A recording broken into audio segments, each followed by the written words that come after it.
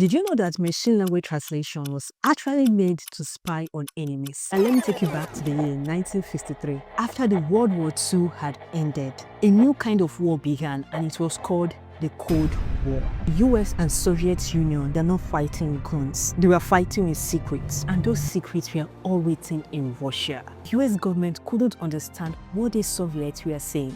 They had too many documents, too many letters, and too many reports. They needed a way to translate fast, but there wasn't enough human translators. So the CIA asked, can we build a machine to do this? In 1954, IBM and Georgetown University worked on a big experiment. They built a machine like a size of a room. It had no screen, no mouse, just punch card and blinking lights. They typed in 16 Russian sentences and the machine translated them into English. Now this was the start of machine translation. Team worked for years. They built big word lists, wrote rules for Russian and English, but there was a problem.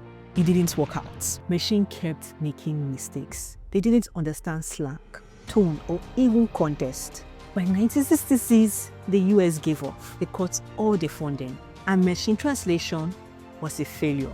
But in 2006, Google launched Google Translate. It started small, just English and Arabic.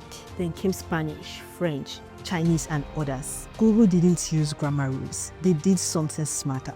They used data. Google didn't just try to understand words. It matched patterns. This was not perfect, but it worked. In 2016, Google Translate changed everything. Started using neural network, a new kind of AI that learns like a human brain.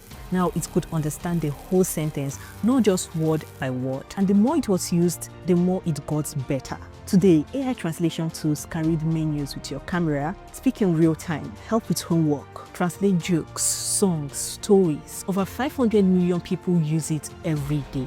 But the idea of machine language translate didn't just start to help travelers. It was built during war. It started with fear and it was made for spies. The goal wasn't to make life easier, it was to watch the enemy.